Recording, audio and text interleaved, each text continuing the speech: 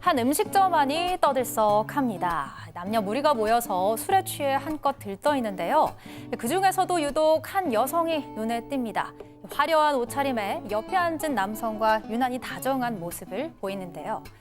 그리고 얼마 뒤 거실 소파에서 곤히 잠든 여성을 발견한 여성의 남편. 무심코 옆에 놓인 휴대전화를 받다가 그대로 얼어붙고 맙니다. 남편은 몰랐던 아내의 이중생활. 과연 이 부부에게 무슨 일이 있었던 걸까요? 자, 양 변호사님.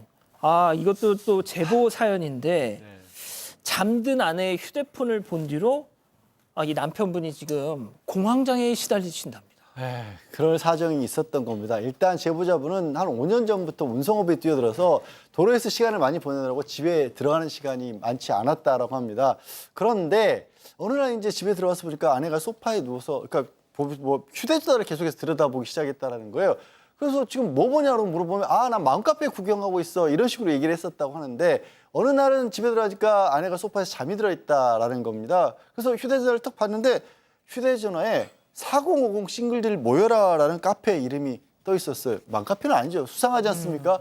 그래서 이걸 좀 들여다보려고 했는데 아내가 바로 깨는 바람에 아내의 그 카페 닉네임 있죠. 그것만 확인을 일단 했다고 합니다. 그 닉네임을 통해서 아내의 판도라의 상자가 열려버립니다. 네, 맞습니다. 제보자는 해당 카페에 직접 가입을 하고 승인이 떨어지자마자 이 아내의 닉네임을 카페에 검색을 해봤습니다. 아내가 남긴 글과 댓글들이 다 나왔겠죠. 하나하나 살펴보니까 아주 충격적인 사실을 발견했는데요. 50대인 아내가 40대에 자녀 없는 돌싱 행세를 하고 있었던 겁니다. 거기서 끝이 아니고요. 이 카페에서는 급뻥이라고 해서 이른바 즉석 번개 모임이 일상처럼 열리고 있었는데 아내가 일주일에 많게는 5번씩이나 그 급뻥에 참석을 해서 낯선 남성들을 만나고 다녔습니다. 일부러 차 있는 남성들과 함께 강릉, 대구, 포항 전국을 돌면서 바다 구경도 하고 대게 먹고 회 먹고 이렇게 생활을 했다는 걸 알게 됐습니다. 급벙, 급한 번개 뭐 이런 것 같아요. 자, 그런데 이게 끝이 아니었습니다. 직접 제보자 얘기 들어보시죠. 핸드폰 때문에도 엄청 싸웠어요. 손에서 안 나요, 진짜. 지금에서 알고 보면 그 카페 말고도 그 이란 앱으로 여러 남자를 만났더라고요. 회사에 회식을 한다고 뻥치고 이제 거기를 가서 커피 먹고 밥 먹고 노래방 가고 또 하나 어플로 만난 남자들하고 또 다른 만남을 또 갖고 진짜 그날부터는 제가 잠을 못 잤어요. 그래서 최종으로 잡은 거예요. 하나를 잡았어요.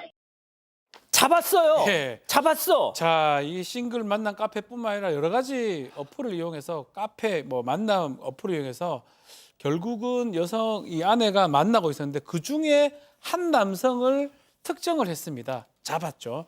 잡아서 그 남성하고 연락을 취합니다. 연락을 하니까 누구 남편이니까 한번 조용히 1Q 좀 만나자라고 제안을 했고 또 반전이 있습니다. 어떤요? 이 남성 역시 유부남이었어요. 그러면서 진짜 돌싱인 줄 알고 또 만났다라고 얘기를 했는데 우리 아내가 암 환자니까 좀 봐달라라고 나중에는 애골복골했다고 합니다. 제보자에게. 아니 싱글 카페라더니 뭐 다 유부남 유부녀예요. 그러니까요. 이름만 싱글 카페인가 봅니다. 제보자는 이 상간남과 만난 후에 이제 아내한테 따져 물었어요. 그랬더니 아내가 잘못했다고 얘기하는 게 아니라 도리어 억울하다고 얘기하면서 자기는 그냥 바람이나 쐰 것뿐이고 바다 구경 한 번 하고 회 한 접시 먹고 온 게 다다라고 얘기를 했고요. 그리고 윗집 언니가 도리어 같이 가자 그래서 내가 따라가 준 거다라고 얘기를 하는 거예요. 그러니까 윗집 언니도 같은 아파트에 사는 언니인데 그분이랑 같이 싱글 카페에 가입을 했는데 그분도 유부녀였대요. 그러니까 이 카페는 이제 그런 카페였나 봅니다. 그래서 그 언니한테 또 따져 물었더니 그 언니는 더 화를 내면서 도리어 내가 가준 거다. 도리어 니네 집 부인이 나이트클럽 가자 그래서 나이트클럽도 내가 따라가 줬다라고 화냈다고 합니다. 자, 그런데 이게 또 끝이 아니었다는 거죠. 이 아내라는 사람은 최후의 선을 넘었습니다. 제보자 얘기 들어보시죠. 제가 출장 간 동안 애들한테 제 욕을 그렇게 한 거예요. 제가 있었거든요. 아파트에서 여자 만나고 잘 살 거야. 노래방도 다니고 도우미도 부르고 없어도 다니고. 와이프가 애들한테 그렇게 얘기했고 전 진짜 제가 거짓말 안 하고 한 번도 번도 제가 가거나 반란주장 가본 적도 없고요. 아 진짜 이 말에 제가 화가 나서 나와버렸어요. 세상에 엄마가 아이들 붙잡고 아빠 가스라이팅을 한 거네요, 사실상. 네, 맞습니다.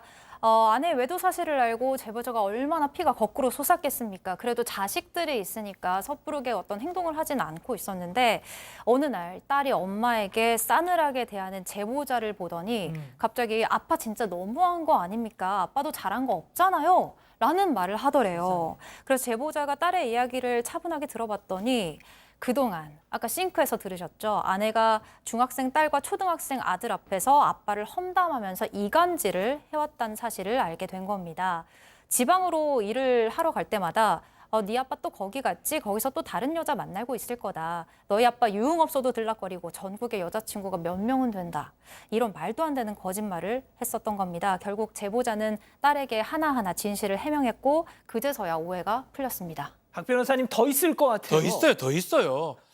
최근에 나 싱글 카페고 뭐고 다 탈퇴했다라고 얘기하면서 이제 만 카페 정도 남았다라고 이제 컴퓨터를 보여줬다고 합니다. 그래서 만 카페를 이제 확인하는 과정에서 충격적인 게 눈에 띄었습니다. 어떤? 그 중에 내용이 이런 거예요. 예.